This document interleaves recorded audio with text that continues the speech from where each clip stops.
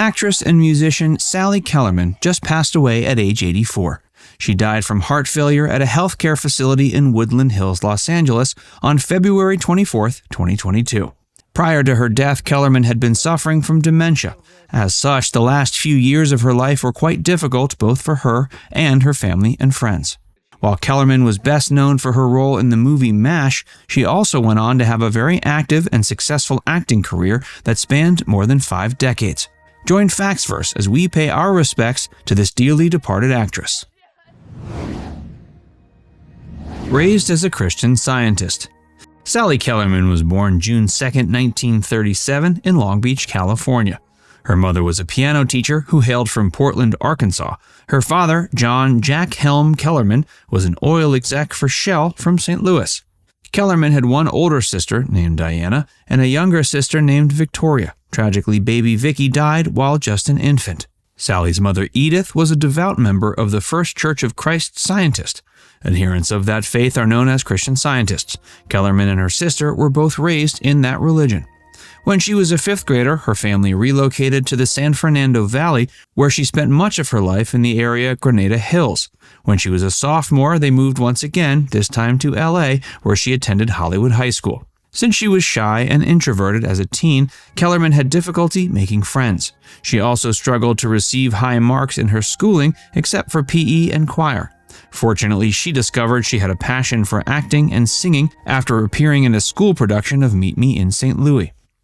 One of her friends helped her record a demo that she sent to the head of Verve Records, Norman Granz. Granz was so impressed by her singing voice, he immediately signed her to his label. But Kellerman felt overwhelmed by the idea of actually becoming a recording star and ended up walking away from the opportunity. After graduating high school, she continued her education at LA City College. To pay for tuition, she worked as a waitress, and she enrolled in Jeff Corey's acting class. Less than a year later, she appeared in a production of Look Back in Anger, which was staged by Corey and starred fellow future film stars Jack Nicholson, Robert Blake, Shirley Knight, and Dean Stockwell. In the late 50s, Kellerman joined the newly instituted Actors Studio West. In 57, she appeared in her first feature, Edward Burns' Reform School Girl. Hey, if you're enjoying this video so far, be sure to give it a like, and subscribe to Factsverse if you haven't already, and stick around for more about Sally Kellerman. Sally's big break. Throughout the 60s, Kellerman made a number of relatively minor appearances in series such as Cheyenne and Bachelor Father. Even though she managed to land these roles, they were still few and far between. Since film and TV roles were scarce, she returned to acting on stage. For the next couple of years, she appeared in productions of plays like An Enemy of the People and Call Me by My Rightful Name. In 1964, she appeared in an episode of The Outer Limits, playing a manipulative housewife named Judith Bolero. The next year, she played a perverted mistress in the film The Third Day. She followed those roles up with turns on TV shows like The Rogues, Star Trek, and The Alfred Hitchcock Hour. In 1965, she played Mag Wildwood in the first run of the Broadway musical Breakfast at Tiffany's. After 8 years of trying to get noticed, taking on whatever roles she could, Kellerman finally got her big break when she was cast to play Major Margaret Hot Lips Houlihan in Robert Altman's 1970 film MASH. For her performance in that movie, she received Golden Globe and Academy Award nominations. Following the success of MASH, she collaborated once again with Robert Altman in 1970's Brewster McCloud, where she played a guardian angel named Louise. In 1971, she was featured in Life magazine, where she gave a candid interview covering her struggles to make it big in the entertainment industry. Beyond MASH. Kellerman's next major role was playing a chain-smoking, bitter, sex-addicted woman in Gene Saks' Last of the Red Hot Lovers. Shortly after, she recorded her first demo with record and film producer Lou Adler. She put out her first record, Roll with the Feeling, on the Decca label in 1972. Her next film credit was in the 1972 slasher flick A Reflection of Fear. A year later, she appeared opposite James Caan in the comedy Slither. She followed those roles up with performances in the remake of Frank Capra's Lost Horizon and Dick Richards' 1975 comedy Rafferty and the Gold Dust Twins. She rounded out the decade with roles in films like The Big Bus, Welcome to L.A., and A Little Romance.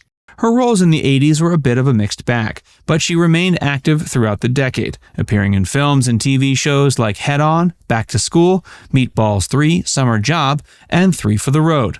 She also notably voiced Miss Finch in the 1985 animated feature Sesame Street Presents Follow That Bird. She also hosted an episode of SNL in 1981.